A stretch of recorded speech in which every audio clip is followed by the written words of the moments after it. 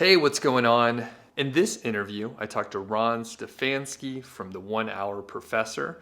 He has a site that he started about a year or 13 months ago at the time of the recording, and he's getting about 800 or so visitors per day. I think he had a peak of over 900, but basically he's getting some traction. We talk about his approach to starting the site as far as monetization. We don't reveal the actual site or the niche or anything like that, so it's important for me to note it, but we talk about his sort of assessment on determining an ROI, how he's going to approach the content, how much content, how the link building has been going, and all the details. So this is a great interview, and I do want to give a plug for Ron's channel. He's trying to do a lot more on YouTube this year in 2020, so check out 1 Hour Professor. There's a link in the description, and Ron is a professor, he's a teacher, so his channel is excellent. I highly encourage you to check it out. And one other plug for the 1 Hour Professor, he does income reports, and he's been doing a monthly income report with top line revenue, all his expenses, and all the details. So highly recommend you check out his income reports as well. There will be links in the description for all that stuff. And before I send it to the interview, quick plug for this channel. If you're new to the videos here, if this is your first one, have a look at some of the other videos. If you like what you see, then please subscribe.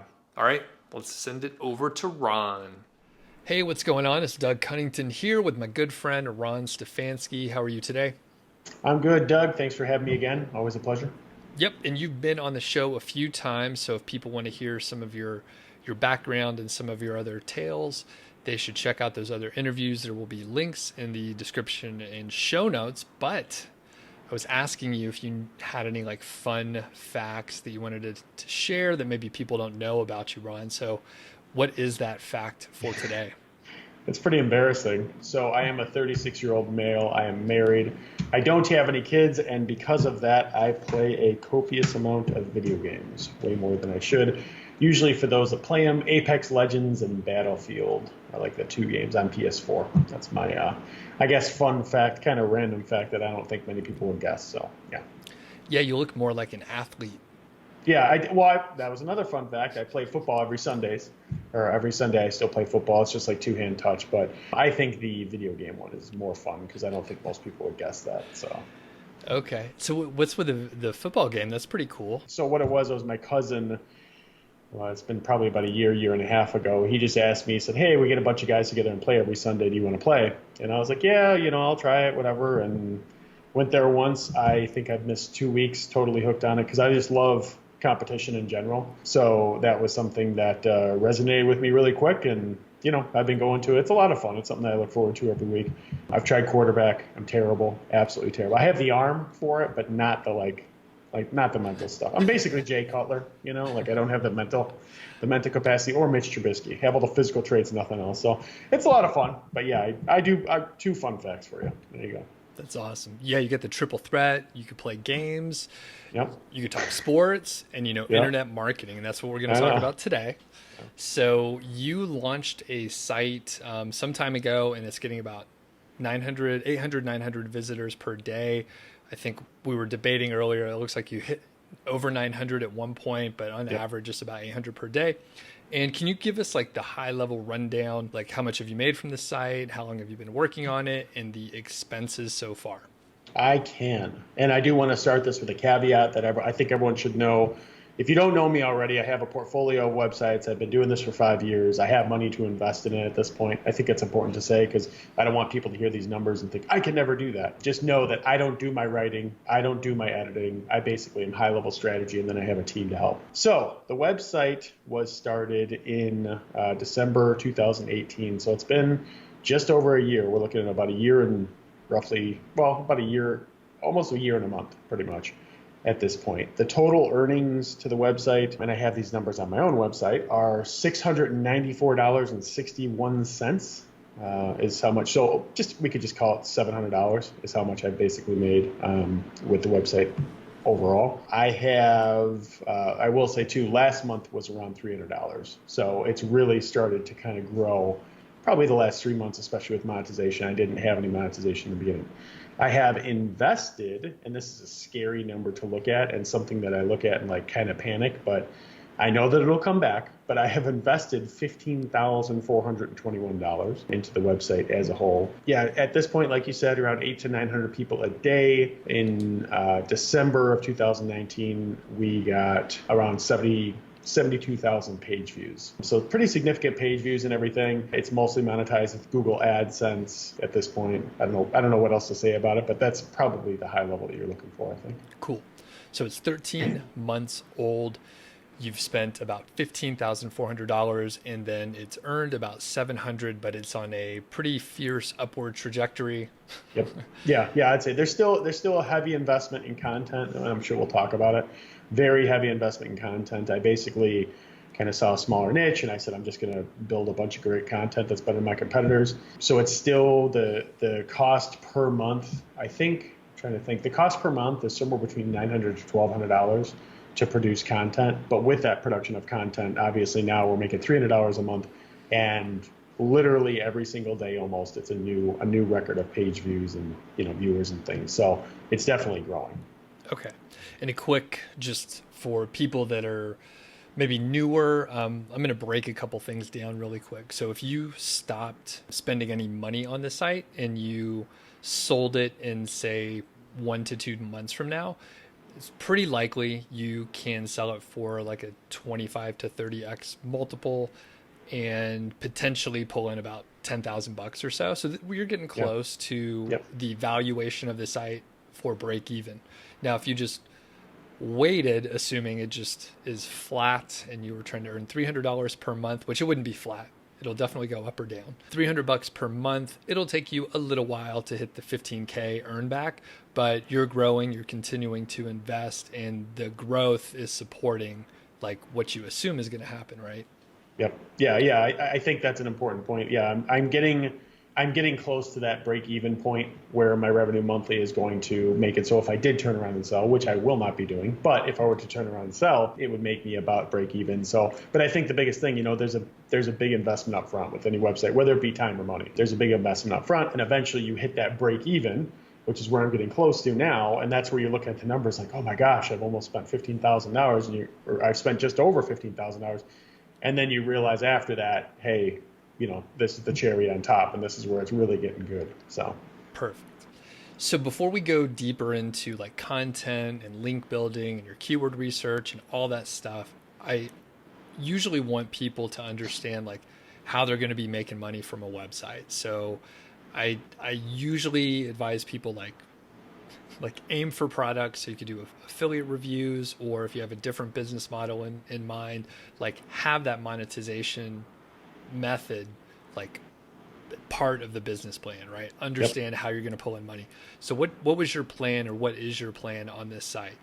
Yeah, so I'll say myself too, like completely agree with you on that, Doug. I usually say have 3 monetization methods figured out in the beginning. They don't have to be concrete. They don't have, you don't have to have everything, but at least have 3 ideas. These are the 3 ways I can make money. So this website, like I said, number 1 is definitely going to be display ads. There's no doubt in my mind on that. It's something that it's a more of an informational site and kind of a reference point for a lot of people. So definitely display ads are the number 1 monetization method, and that's probably going to be the bulk of the revenue. Number 2 is actually going to be informational products. The audience that I'm catering to and the people who visit the website, they definitely could benefit from different informational products depending on, I guess, kind of the timeline of where our person is at. It's hard to explain without, giving away the niche, which I never do. But basically, there's some informational product play there for sure. And then probably the minority of everything I would think would most likely be affiliate. And I also lump in affiliates with partnership, because one of the things that I've realized with time is that sometimes you could maybe find a partner where you could like sell them leads for something, right? You sell them leads, and when you're able to sell those leads, you can make, $20, $50, $100 per lead. So that with the affiliate stuff is definitely the minority part of it. But like I said, those are the 3 tiers that I decided before I even started the website. Okay. And because you have a few years of experience, you are pretty confident, and you were pretty confident when you launched and invested the 15K that like display ads were going to pay off. Like you felt comfortable, right? Yeah, I mean, I've been in this for 5 years and I've had a lot of experience. I've been a mostly display ad guy. I do have one website that's a big affiliate play, but mostly display ad guy. I've had success with it. So, I mean, it's always nerve-wracking when you start anything, right? Because there's never, especially with websites, there's never a guarantee. But I basically built it out. I did like one link building campaign type deal, and I just kind of sat there, and Google has been just taking it up in traffic every month, and I'm not doing link building anymore. I'm just kind of sitting, watching it grow, and having my team create more content. So yeah, I was definitely confident in that. But for a beginner, I think it's hard to be confident, especially if you're just starting out. But that kind of blind confidence, I feel like, is kind of a positive too, because you're just like, I know it's going to pop. I know it's going to pop, and it does take time. But if you keep working hard, it does actually pop, and good things happen as long as you're doing the right things. So let's get into some of those right things, especially around. Let's start with sort of like the keyword approach and then move into content. So as far as keywords, I know you mentioned it's mostly informational based keywords and content. So what was your approach? How many did you find? Do you use certain tools or techniques to find the keywords? Yes. So I again, because I'm informational, I take a different approach than most people. I don't use KGR that often. I believe in the KGR. I think it works. I've used it in some instances, but for the most part, what I do is I focus on like questions is really big. I'm really big on questions. So when people are asking questions, I want to have an answer. And I also make sure now, and this is something that I've developed with time, instead of just seeing a keyword that's a question and answering that question directly, I also will look in my list. I have a master list of different like keyword ideas that I have. I'll look in that whole list for keywords that are common and kind of lump it all up into one blog post. So instead of just answering one thing, I'll answer 3 or 4 questions in one, or at least make sure that I'm hitting the content as needed. So as an example, I'm just going to give an example of something on my desk. I have a battery charger from Canon. So this is going to be a generic, terrible example, but I'm going to give it anyway. So the one question is, what is the Canon battery charger, and who is the creator of the Canon battery charger? So I would make sure to lump both of those into one post, because it makes sense that they're so close, in relevancy to do that. So yeah, so I did a lot of that. I've done a lot of that keyword research. Usually what I'll do at this point, I still use Longtail Pro. So that is an OG tool. I don't know how many people are using it now. I use usually Longtail Pro. I'll also use Ahrefs to pull keywords. And I do that because both of those platforms give a competitive score. And I like to have a competitive score from 2 different sources, because I've really found over time that sometimes Ahrefs is way off, sometimes Longtail Pro is way off, and it's nice to have the 2 to compare, to see, not just because even their search volumes aren't the same, which seems like, and if you compare that to Google, that wouldn't be the same. It seems crazy, but that's how it is. They're all estimations. So I usually use those 2, and I also like to use keyword. Well, they changed the name, I think, probably for good reason, but it was Keyword Shitter. And now I think it's keyword sheeter. So that's it. They changed it to that. But when I do that keyword research, I'll usually do who, what, when, where, why, how. So I'll say, like, again, with the Canon battery charger, I'll just put like who, Canon battery charger, and I'll press shit keywords on the old, I don't know, whatever the people find on this, but I'll put shit keywords, and then I'll just generate a list of different keywords for me, and then I'll do who, then what, then when, then where. So generic example, but hopefully it gets the point across. That's funny. I never used the tool, but I know a lot of people talked about it, and it seems fine. And I don't have an issue with the swearing or anything like that, but it's funny. They were like, all right, a lot of people talk about it, and then I say stick to your guns. Just like, honestly, I think it's a great name. Like, it's kind of hilarious. Everybody gets a little chuckle when they hear it.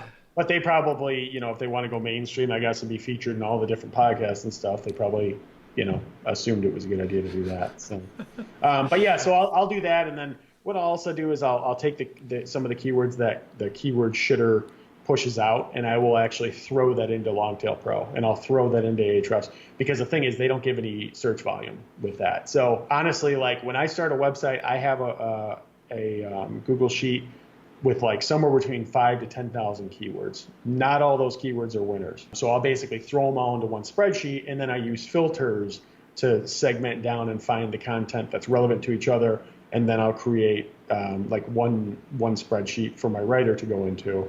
And it'll say, here's keyword 1, here's the subtopic, here's another subtopic. and then people can, they can write from there. So I kind of give them the outline, I guess you could say. And I always encourage them, if there's something that you think's missing, let me know. So yeah, that's how I usually do it. And that's worked out pretty well. It sounds like you do most of the keyword research, brainstorming, and curation yourself, right?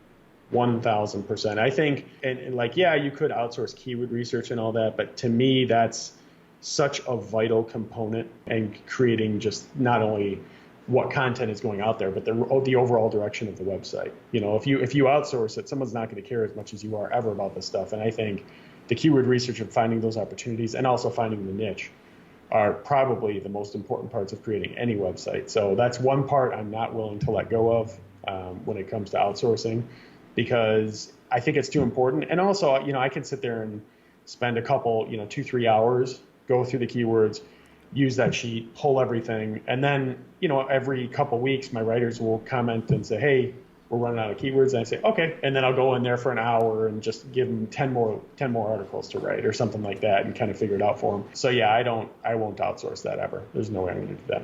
Okay. And that totally makes sense, because you start with a huge list, many thousand keywords, you prune it down, and then that's all you need for like a really long time. Your writers take time to do the writing, and there's many other activities. So it's really not a huge time suck. And I bet you kind of like finding the keywords, right? Yeah. I mean, there's a lot of good one there. And then, I mean, it's kind of exciting, right? Like when you're doing it, you're like, oh my gosh, I could do this. The other thing I do want to mention that I forgot to mention is that with my keyword research, I'm always looking also at my competitors that are way farther ahead than me and looking at what they've built out and what they've done. And in this particular instance, there's a competitor that has, I talk about like databases, which isn't really the correct term. It's almost like directories, where it's a page that talks about a specific location. The example that I'll give, let's just say pet stores, right? So maybe you want to talk about every pet store in the US or something like that. You would then create a page on your website specific to every single pet store in the US, and you use those listings to get ranked for, their own names, their own terms, that sort of thing. Those are good because, especially with Google AdSense, there is usually a lot of ads and display ads for that, because if not that brand bidding on it, it's also the competitor bidding on it. So those actually work really well. Plus, you usually will get like geographic centric traffic, which is nice, because if someone's searching for like a pet store near them, you search, then you'll come up in there, and then they'll see your websites much more than that. So I'm a big fan of that. I didn't even realize with this niche that someone could kind of do that, saw what a competitor was doing, and I was like, that's like kind of the premise of the whole website. Like that's a big part of this website. So it's worked really, really well. Actually, the blog posts are the ones that are getting the most, which are usually question focused. They're really getting like majority of the traffic, but every one of those quote unquote directory or type pages, those are all getting a lot of traffic, and combined, not one individually, but combined, they're making a lot too. So Gotcha. And how many keywords did you have before you started? Like when I just did the keyword dump and had a ton of them. Or no, once you curated and you were like, these look really good, I think I'm going to move forward with this. Yeah, so I think, I got the keyword dump to probably, I think it was around 8,000 with this one. And then basically looking at it, I mean, for the most part at this point, I kind of know just based on like competition if it's going to work. Just because I have the experience. But for the most part, I just kind of looked at it and I looked at the competitive landscape and I was like, I can make better content than this. So I don't know that I had like a set number of keywords. I mean, in the beginning, I assigned like 50 or 60 different blog topics, which I guess you could say is like that starting point. So that's really what I did in the beginning. But yeah, it was, it's hard to even explain, but at this point you have to look at it holistically, and the more experience you get, the easier it is. So this was a situation where I looked at the whole landscape of the whole industry, or the lack thereof. There was not too many competitors, and then just said, okay, I can do this. This would be the one website that I want. So I already had my mind made up, and then I focused on, here's the blog topics and keywords and such. Okay. And just to be clear, so you had tens of thousands of keywords and you pruned it down to 8,000? I had I had around 8,000. Around 8,000 total, yes. Around 8,000 total, yes. Okay. And then you knew once you pruned that down, you would still have like 1,000 or whatever. Oh, yeah. Yeah. Well, to give you an idea, so I actually have this on my website too, where I update it every month. I have 622 informational pages on the website Majority of those are the quote unquote directory style listings where it's an informational page for locations. And then I have 50 informational blog posts. So right now we're at almost 675 and I have hundreds and hundreds and hundreds of more pages to be built. So Gotcha. How many words like total are on the site if you have a gauge of that or an estimate? well, total, I mean, you can assume that most of the informational pages are around 2,000 words each, roughly. So that would be, I'm just trying to do a little math here on the fly. 622, well, that's 1.2 million words. Is that right? 622 times 2,000? That would be right, yeah. So that's just for informational pages and then the blog post. So like total words, there's a lot of words. But I don't count it that way. I count it as how many posts do you have, how many pages do you have out there. And to answer that, I have around 675 at this point. And I know some people are going to say, well, that's way too much. People are used to affiliate websites. And like, oh, that's way too much. In the display ad content game, the more you have, the better, as long as they're quality. And mine are quality. I made sure to do better quality than the competitor. And it's one of those things I'm a big believer in. I'll go after the zero keyword, a volume search. I'll do all that stuff because I'm a big believer in just serving the whole audience whatever they need. And things just add up over time, which is what's starting to happen. So Okay. And based on those numbers, we know that no one individual page is probably getting like a ton of traffic. Is that accurate, or is Very it accurate. spread? Okay. Yeah, that's most of my websites are that way. I don't like single points of failure. Like my main website, that's one thing I'm dealing with right now is one of my pages is ranking for a lot of terms, and now there's a competitor coming in on that term and pushing really hard. And we're kind of going back and forth, which I hate. So I would much rather have 5,000 pages, all getting 100 in traffic than have one or two pages really getting, the majority of it. So Right.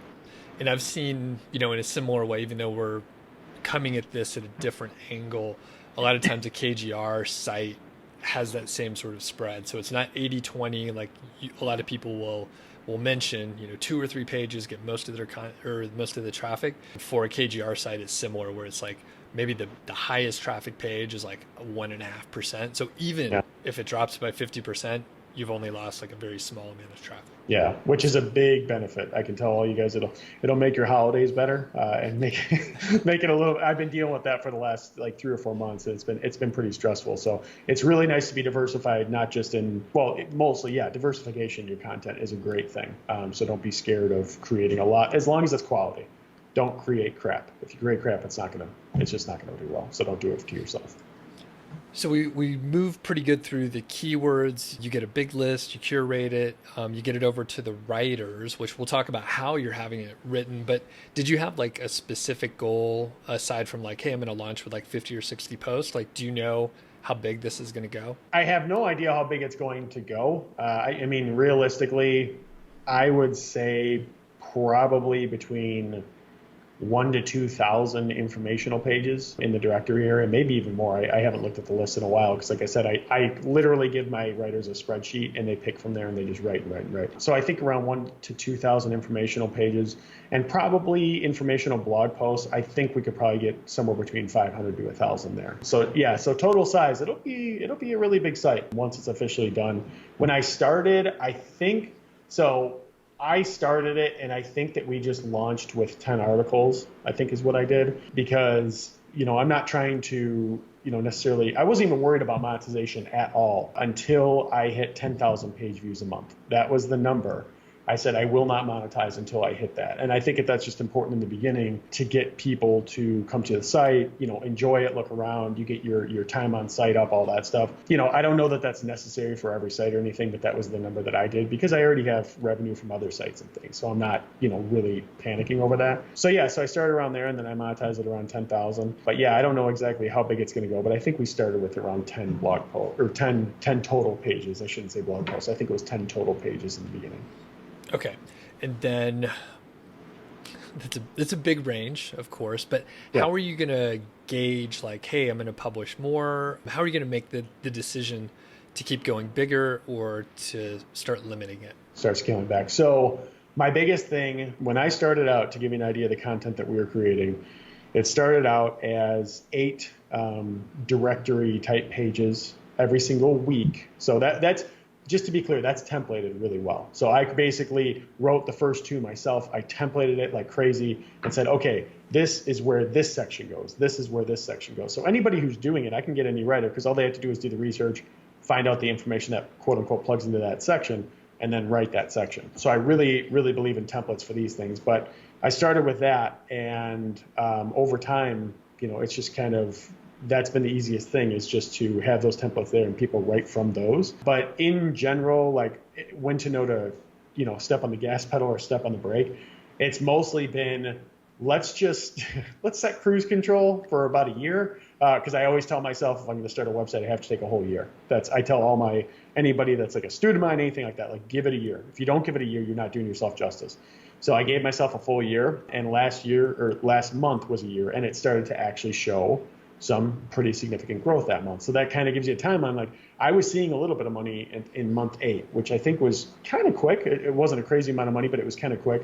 And then at a year is basically where I really started to see the growth. So we actually just put our foot on the gas pedal because I saw, hey, we're increasing the amount of content now, because basically it's doing well. So right now I have 12 pages, like reference pages being created. And I'm trying to think, we were doing 1 blog post a week. Now it's going to be 3 blog posts a week. So that's what we're doing. And then in terms of like, when do we slow down? If a website is profitable or giving me money, I don't slow down until I literally run out of ideas. I just don't believe in that. And right now, this website isn't, every month, it's in the hole probably, around $800-900, but that's better than the $1,200 it was before. And I don't usually stop until, like I said, I run out of ideas, because I know the more content you put out and the more it ranks, the more money you're going to get. I mean, it's just a simple math right there. Like it's just the trend that it follows. So yeah, I'm hoping, it'd be nice eventually when I'm actually paying for all the content with this website every single month. I've pretty much reached a limitation. My writer that I have currently, I've pretty much reached a limitation on her time with how much more she can write. I could hire another writer, but I'm kind of like, that's the thing. This website, I spent around $15,000, but it hasn't felt like that because I've been investing every single month. For a year, I've invested a little bit more than $1,000 a month. So it doesn't feel like I invest, I'm not taking 15 grand and throwing it in and like ordering articles. I'm not doing that approach. I'm doing it consistent, and slow. So in each month, you've seen a little more growth. You've seen a little bit more traffic than the previous month. So like you're getting good feedback, so you're confident to continue investing. Yeah. As long as my traffic is the same or growing, I'll keep pushing on it. If I saw 2 or 3 months of decline, or 2 or 3 months of a website being completely stagnant, I would probably at that point look into link building or possibly changing my content strategy. But in this particular instance, that just hasn't happened yet. And Google is continually rewarding the website, continually sending more traffic, like almost every single day. So I'm seeing that trend, and don't fix it if it's not broke. So I'm just kind of like, all right, let's just create more, because apparently I'm doing something right. For the traffic and revenue coming in, did you have any benchmarks along the way, or do you have them going forward to know that you're moving in the right direction, other than just like it's going up? Blind hope, Doug. No, I don't. I really don't have. So from that perspective, I really don't have any benchmarks, because it's especially with a website like this, when you do the display ones, or with the content websites like informational, it's tough to say definitively what traffic benchmarks you can hit. It's tough to say what revenue benchmarks you can hit, just because there's, you're writing so much content. I feel like, you're capturing a lot of it, but missing some of it. It's hard to hit those numbers and say, okay, I want to make it. I mean, I did make a benchmark of, hey, it'll be great if we hit $50. And then I was like, it'll be great if we hit 100. Now I'm thinking it's great if we hit 500. But in terms of where this website will land, I'm hoping eventually somewhere between $2,000 to $3,000 in display ads every single month over time as it builds more authority and things. I think that's realistic just based on my experience. And then from there, we'll throw on the informational stuff. And just like, that's the biggest thing. Once you have a website that's doing pretty well, I always tell people, like, milk it dry as much as possible. Put every monetization strategy, not overdoing it and putting too many ads or anything, but like, think outside the box, think about informational product, just do everything you can to try to make as much money as you can from that website before moving on to the next one. So yeah, so that's kind of my approach. I don't do benchmarks too well, just because it's hard, because I don't know this market is very large. It's a very, very large market. So I don't know exactly where I'll end up, to be honest. Cool. And we can make estimates and guess. I'm doing this age site case study where I bought a site and I'm outsourcing a lot of the activities, and I didn't set a specific goal because then you could fail. Yeah. But as long as the trend is like in the right direction, I'm like, okay, this is like generally working. I've spent a similar amount of money in a shorter amount of time as you, and you're making more money and you're getting more traffic. So, for whatever that means, but it's really hard to estimate ahead of time, even if you've done lots of these in the past. We can make assumptions, but our assumptions are always pretty far off. They're educated guesses at best, and just uneducated. Even being in this, 5, almost 6 years now, it's still a stab in the dark. You know what I mean? Like you're still like, I hope, and you really don't know. I mean, every website I've ever started, it's like, this could get to $20,000 a month, and this could get to 500,000 people a month, or a month, and then it's like, can it? So now I'm a little bit more tempered and I'm a little bit more realistic, and I estimate my goals and I hope for the best. But yeah, I think the biggest thing too is, like you said, the trends. Just if it's trending upwards or even stagnant, like if it's stagnant month over month for 1 month, I don't hit the panic button. If it has that trend of being stagnant for 2-3 months in a row, then I'm looking at it. I'm like, okay, something's probably going to change here. And yeah, I do want to say too, we had a different approach, because this website, to be clear, was 100% built from scratch. Mm-hmm. I know yours was an age site. There was some age there already. So yeah, I don't know who would end up winning the race in terms of that. We'll see where both the websites go. But yeah, it's a little bit of a different approach there. But yeah, I would bet on you. You're clearly working harder on yours than I am on mine. So I think you're going to win. Yeah. It's not a contest. There's no contest. Who knows? So I'm very interested in the info product aspect. The margins on that are insane, right? Like once you develop the product, it's like 90% probably. It's just like fulfillment, and you could send it in, or you could sell an endless number of them. So I know that will be through email marketing, probably primarily. Are you building an email list? What is your approach with that? Yeah, so again, I won't give away the full niche, but one thing that I'll say that is very, very difficult and unique about this niche is that I have to give a physical, like printed product. It has to be physically printed for a variety of reasons. So I basically have to create that, which is kind of tough because, you'd much rather do digital. I can create some digital, and I'm trying to think of ways to do digital because it's so much easier to deliver that type of thing. But that's one of the hurdles that we're dealing with, and I knew that going into it. But yeah, in general, I do have an email list that I have created. A lot of people say, create your email list from day one and this, that, and the other. I actually, I used to believe in that notion. Now, personally, I don't.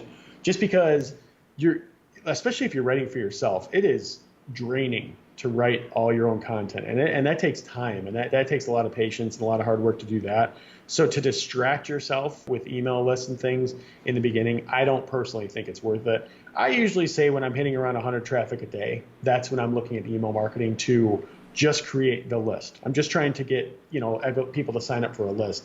I will say a helpful fun fact. One of the best things that you can use for an opt-in that I found is to just create a Facebook community and just say, hey, if you want to join the Facebook community, we need you to put in your email, your email info so that, we can validate you or validate who you are and that sort of thing. And people are excited to do, well, I don't know why I'm excited to do it, but people will do that. So that's been a great way for me to build my list, is to just kind of focus on the aspect of, hey, we're a community, we want you to be a part of it. But I started that. That's kind of the opt-in or the hook that I use to get people in there. Again, my website is pretty unique. So there's a big segmentation part of my website to determine time intervals of certain, it's so hard to even explain this, but basically I've segmented my list by certain time intervals. So if something's going to happen within 6 months, if it's going to happen, 6 to 12 months, if it's going to happen 12 months to 24 months, to try to segment my audience that way. And that's been an interesting exercise, something I didn't do. I use ActiveCampaign to do it. Basically, I send an email, I think it's like the third or fourth email, and I'm like, hey, click the one that's most relevant to you. After they click, it'll then add a tag to that record of that contact. And then that's really nice because in this instance, I'm not able to sell the things that I could sell to the 6 months or within 6 months that I could sell to somebody who's going to be with, 2 to 3 years. I can't mix those. So it's really just a bunch of different kind of roads, I guess you could say, that I have to go down with monetization. And within 6 months, I can do this. Within 7 to 12 months, I could do this. So the monetization is difficult. My first focus is going to be within the 6 months to try to make some info products for that. Definitely the most relevant. Definitely going to be the easiest to do. And then I'll, over time, understanding my audience, and I do send the second email I send to them is, hey, what do you need help with? And I don't, a lot of people don't do that email. I do it because I want people to reply back, talk to me. I want to understand them more, kind of get engaged from my audience. And over time, probably 3-4 months from now, I'll probably remove that email once I have a much better idea, because it takes time to reply to all those emails. So that's how I've done it in the past. So. And just a quick breakdown for people that maybe got lost in the time periods, the intervals and all that stuff. It would be the same as like if you went to Ron's site, 1 Hour Professor, which you should. And I don't know what you do, so this is just a pure example. But if you went to Ron's site and then you signed up for his list and he had like a little survey, like, are you interested in entrepreneurship? Are you interested in affiliate marketing? Are you interested in display ad websites? Then you'd be placed into the segment so that you would get content which is relevant to whatever your interest is. Yeah, so it's just making it so that the content is better for that person, every specific, because too many times, and when you're starting out, it's fine, but over time you realize that your audience or your website doesn't really just have one audience most of the time. It could be like, let's say you had a psychology website. There could be, people there that are 16 years old, 18 years old, and then there's people there that are 40 years old with 2 kids, So you kind of have to understand that, and you have to find a way to segment those audiences to appropriately sell to them, to appropriately give them the right information. So that's, your example is perfect though. That's exactly what, I often get questions about ROI for a certain activity. A lot of times people want to get like an ROI for a piece of content or keyword research or whatever. Do you have any like built-in ROI, or is it kind of fast and loose like the rest of the approach? It's a lot of praying. No, okay. So ROI, I think personally, I would probably say that your keyword research and actually getting written content that's of quality are going to be the biggest things that are going to return any investment at all. I have a consulting person now, and they were talking about email marketing and social media and this, that, and the other. I said, stop.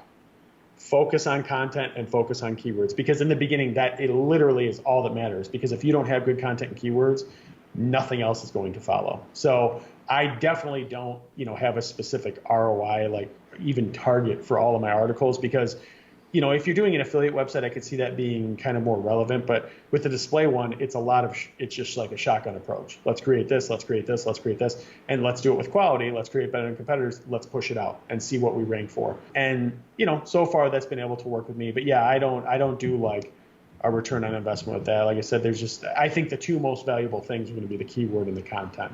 So like I won't outsource my keywords because I've done enough research on that. And then the content, I just make sure I have really good and tight templates and really good content in general to beat my competitors. So okay. And that totally makes sense. I mean, again, we've done this for a little while. Our combined experience with like marketing is many years, right? Well, it's over a decade, right? It's a lot. Maybe even up to 20 years because you actually have a marketing background. Yeah, right? I was in marketing for about 10 years prior to even getting it. So I'm at 15 years, 16 years myself. So yeah. Okay. So I could help us push it over the 20-year mark. So we have some experience, but I'm like, if my wife, which this is something that she would maybe do, she's like, well, what's the ROI on that? And I'm like, I don't know, but it's trending in the right direction, which is like exactly. I mean, that is part of entrepreneurship. Like you have uncertain results, you don't have enough information, and you kind of just have to like hope you're going in the right direction. And we could tell, right, on our various projects or case studies here that we're talking about, like we're generally going in the right direction. We don't know when we're going to break even, but we know pretty close the valuation, or pretty soon the valuation is going to be close to a break even point. And once you get to that, it's like you have a lot more freedom to or I guess confidence. It's not really freedom, but you have confidence in like what you've done. So Yeah, yeah, and to be clear, so some people know, not everyone's a winner. I created my website with my wife, and I'll give away the niche because it's super big. It's just fashion. It's like this fashion website, which I have no interest in. But that one, we created it. It has made some money, but it's definitely not trending in the right direction. We've done consistent link building slowly. We're still waiting. I'm hoping it's going to pop, and sometimes patience is a big thing. But I have the luxury at this point to where my portfolio of websites can fund itself and then a lot more. So I'm able to take that risk that some people would maybe want to quit. I'm just able to continue to take that risk. So yeah, like not every one of them is a winner, even still. There's always going to be variables. And that's my biggest thing with like determining ROI. Like, oh, it's just, to me, that's a vanity metric to really determine an ROI on a piece of content, because that's like in the best scenario, and I make 80% of revenue, then I can make this. And then if it's at 100%, I can make this. It doesn't matter, because guess what? If Google doesn't rank you, you're not making a thing. Like that's just the reality. And you don't own Google. You can do everything you want to try to get in there and hack the SEO system, if you will. But at the end of the day, if you don't get ranked, it doesn't matter. So that's why I'm like you. I focus on the trend. If it's growing positively and not stagnant, or not stagnant for too long or not declining, let's just keep going and let's keep pushing that boulder, because eventually that boulder gets uphill and then it starts rolling downhill. And I'm getting to I almost feel like when you hit that valuation, the worth of the website, that's when you have a boulder on the top of the hill. And then once you nudge it there, it really starts rolling and getting bigger. You can even see it. Spencer Hawes just did a public case study, and he's doing really well with that. And it's like the exact same thing. So this growth, it just takes time. So. Sure. And I think the word you're looking for is snowball. So a boulder just going to roll down the hill. Snowball, yes, get bigger. Boulder would probably just kill a bunch of people. Good point. Yeah.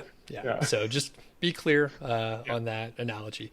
Okay, so speaking of hacking the the SEO part of it, let's talk about link building. You mentioned one campaign. You're a methodical link builder. It's insane, some of the links you've been able to pull off, and it's amazing. So tell us about your approach with link building. So, I mean, my approach, the thing is, again, this is something that I've realized over time. I've had websites that I was link building really fast, getting 5 to 7 links a day. And the link velocity, quote unquote, which is kind of how fast you get the links in that, it was insanely high for like 2 months.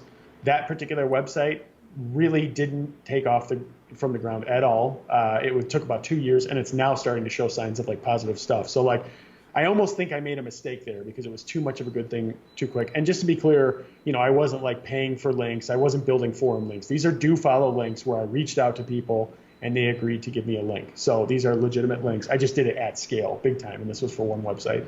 This website in particular, I kind of took a different approach because I had been burned by that last one. And I thought, okay, instead of just focused in building a ton of links, some with, low domain authority websites, some with high, let's just create a campaign and then let's push that content out. So basically what I did with this one, I created a campaign on the website that was kind of I guess you could say like a helpful guide with statistics and all very academic in nature, citing different studies and that sort of thing. I think the amount of words for it was around 4,000 to 5,000 total. And I did it myself. And I was, I understand the research well. Like I previously was halfway through my doctoral degree before I went entrepreneur. So like, I understand this stuff. I can get pretty deep in the weeds, like if we have to do that route. And in that case I did, and really got deep in the weeds there. It was well received. I basically took it because no one was going to see it, right? Like not a single person was going to see it. I took it and I just looked up people and websites, not people, but like the websites that might be interested in this sort of content. And then I just used, Mailshake. And I just slowly, periodically am emailing out, 10, 20 people a day and just getting the replies and then responding to those replies. That netted me, I think it was somewhere like 30 to 40 links. The beauty of it was a lot of those were domain authority, like 40 to 60. So they were pretty authoritative websites. So I did that once. And this particular website, I haven't had to do it since. So, I just did it once. But the thing I've realized, like with the link building now, what I do now, which is different, I'll do a campaign. So whether that's guest posting, whether that's, there's a million different things that you can do for link building. But whatever that campaign is, do one campaign, have a goal of, 10, 20, whatever links, 5, whatever you want it to be. Get those links and then stop. and then just wait about a month, watch your traffic, see if anything happens. If nothing happens, run another campaign. It can be an extension of the first campaign, or it can be a completely new strategy that you use in doing that. But yeah, I've built links in some very unconventional and strange ways. My wife's website, we use her Instagram. We use Instagram stories to give shout outs when people give us a link. So like there's some creative things that you can do. But yeah, I mean, that's, I think I still believe, I know you can do a website without building any links at all. I still believe that you need to at least run that first campaign and, try to get like 20 to 30 links, even if they're low domain authority or high, to get that love from Google, to at least show it, hey, this is a linkable asset. And then if it's growing, I'm right now subscribing to the idea of, if it's growing, don't touch it. Like, it's doing fine. Let's not add any more, because I don't want Google to get like, you're adding too many links and then slow me down. So gotcha. And I was going to say, I have quite a few students that that's my dog. Like, no, that was me. My students are often like, hey, I don't want to build links, like too many rejections. I don't think it worked, blah, blah, blah. And they just try to focus on the content, which they just ignore what I teach, So I'm like, fine. After some time, usually they'll think, hey, I am going to build some links. Yep. Similar to what you said. They're like, hey, I did like 15. And then about 3 or 4 months later, sometimes it takes a while, depending on what else they got going on. They're like, things jumped. Like, that definitely made a difference. But it's like, you have to give it time. It's a little bit slower than if you just were to publish content. But if you go check out your competition and they got a bunch of links and you don't, like, that's a huge difference. So yeah, you're not going to win that battle. And yeah, that's probably the biggest thing is like, I say to wait a month, because it's, let's not do too much at a time. Let's focus on 10 to 20. I know some people are like, I don't want to build links, but neither do your competitors. So when you build them, it makes them that much more valuable. And to be honest, a 1 to 2% actual link placement rate. So 100 contacts you reach out to, 1 to 2 of them actually placing it. Not bad. That's kind of about average. Like, that's not terrible. And it depends, guest posting can be higher than that. There's certain things to everyone. But generally speaking, if you're doing like the math stuff that I do, that ratio isn't terrible. And just make sure that you get, 5, 10, 15, and then give it time, I think, is the key. I usually do it a month. And then if nothing's happening, I'll do another one, so that's the way I've been doing it. With this website, it's worked out pretty well. Okay. And I was going to say, like, I end up working in sort of sprints of work, like you're talking about, where you're like, do a campaign, but like, I think ideally, I don't do this, by the way, but like, ideally it'd be good to do like a sprint and then maybe like 1 or 2 links per month, just as a steady state, where it's like, it's always on an upward trajectory. And sometimes, because I think that seems fairly natural. If it's a evergreen piece of content, people find it occasionally, they link to it. Again, I don't do that, but I think if I was prescribing this to someone, I'm like, do a campaign, chill out, get 1 or 2 links per month, and then just in 2 years, right? Just in the steady state, you're going to have, 20 links probably. So yeah, and that doesn't even count the idea of eventually getting ranked for other things, links otherwise. So yeah, that's been a really big thing, and we've been trying to be steady for the most part with my wife's fashion website. We've been steady on that. I did that first campaign, and again, because traffic is increasing, I haven't focused on link building at all since then. I think I've gotten like probably 3 or 4 links since then, which I had no part of. They just kind of happened because people find me and stuff. But yeah, I completely agree with you. Push that first one, because if you think about a website when it starts, how does it usually start? It'll push out content, and then there will be like 1 to 3 articles that really start to do well. So I think that looks pretty natural to Google, because it kind of sees it, and it gets linked to from one place, and then there's like 4 or 5, 10, whatever links going to that page. And then if you're kind of just hands off at that point, you might get a few that trickle in and things. I think that's pretty natural to Google. I think the biggest thing, and I don't have any experience or any proof of this other than my anecdotal experience, is you have to be careful not to build too many too quick, because I definitely did that, and I definitely was like, this is going to crush everybody, and it definitely crushed my soul in disappointment. So yeah, there was no wins there at all for me. So I remember when you were like dealing with all the emails and you're like, dude, I'm getting like so many links per day, and I was like, that's crazy, man. That's totally crazy. Yeah, it seemed like a win, but just getting too many links at one time, I think that there can be a negative to that. So be careful with that. So we're going to wrap up. Can you just quickly talk about your team? You mentioned a writer. Can you tell us about like how you're doing in executing all this work? Yeah. So at this point, I have 8 different websites. Probably get my headphone. Sorry about that. Knocked my own headphone out. I have 8 different websites. I have a team. So I have one editor that oversees all the writing, actually. She's a former teacher, which is usually what I recommend. She's very good with grammar, that sort of thing, because I don't need her to look at the content so much, because I create the content briefs and I create the content templates for people to write from. So generally speaking, and I kind of almost outline the article form. So generally speaking, they're going to hit on the right points that I want anyway. But she'll basically read through them, look at the content, make sure that, the grammar's good in that. So she'll do that. And then I have writers, depends on the website, but I have one writer that writes for 3 websites. I have one writer that just focuses on one website. And then I have a virtual assistant who basically helps me with all the other stuff that we're doing. And then I'm trying to think. So right now I really work actively with, 4 different writers total, even though I have 8 websites. That's because 2 of my websites I'm not even producing content on right now. They're basically sitting there, and I'm kind of just trying to figure out the next move with them. But the other ones, we are actively producing content. So one of the websites, it's 1 article a week. Another one, it's 12 articles a week. It just depends on what we're doing. So that's basically my team. It's really a pretty lean. My profit margin and everything is really high. I try to keep a lean team with everything, and that's pretty much what I do. And then so something I create the content, or I create the spreadsheet with the keywords. It then gets pushed, or I give it to the writers. The writers pick a topic. They write about it. It then goes to the editor. The editor reviews it. It then goes out of there into my virtual assistant. My virtual assistant then takes it and she posts it to the website. And she takes care of like Amazon affiliate linking when it's needed. She takes care of all the different, just formatting and all the junk that I don't want to do. So there's plenty of times, to be honest, where I don't even see the content. I'll just go in every week I kind of keep an eye on it, to make sure, and I'll randomly spot check. But I definitely 1,000% do not read through everything going through my websites at this point. Perfect. And just quick reminder, Ron has income reports, very thorough. He shows top line revenue, expenses. Check them out. There's years of information. If you read them, you'll be like stalker level, intimately like familiar with Ron's like life.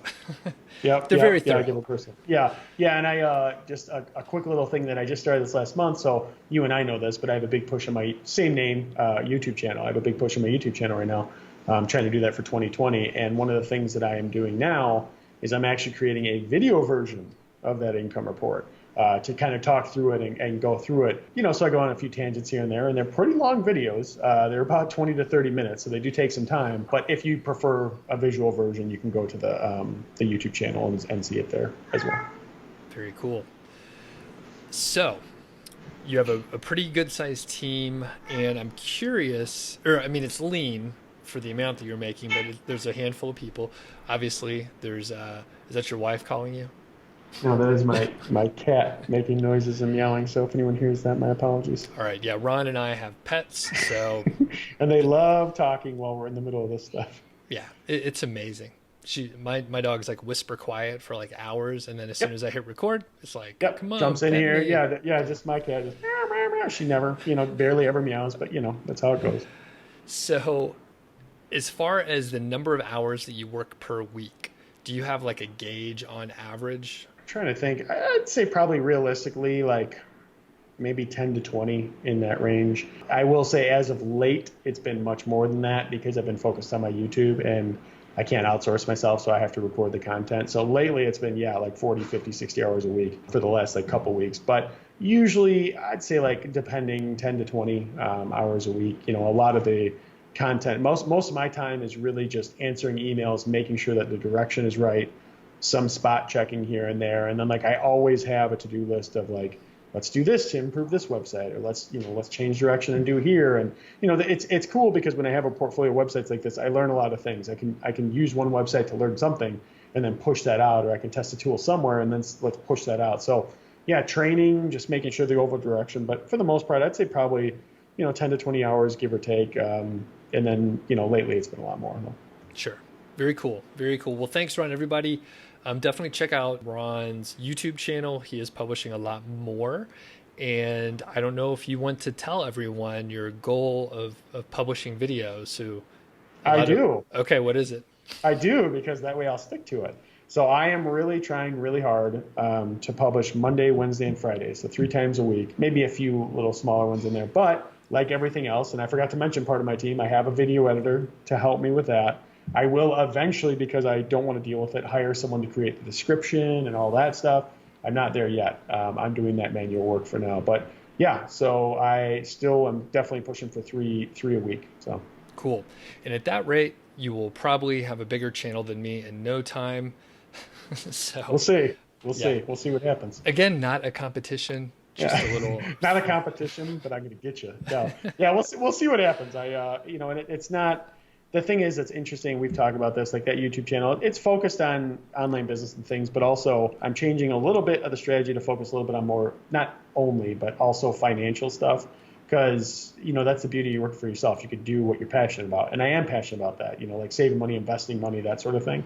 So I'm going to do a little bit of that too, but it's mostly going to be about online business. It's whatever my audience wants, really. I have a lot of content that I have slated now. But it'll change over time, just like I'm sure your own YouTube channel does. You kind of go with what you feel like at that time and what your audience is, responding to. So awesome. Yeah, I'm pumped to see what you got in store for us. So thanks a lot, Ron. I appreciate it. Thanks, Doug. Thanks again to Ron, and we'll probably check in with him sometime in the future. If you have any questions for Ron, please leave a comment, and we'll circle back and get you an answer.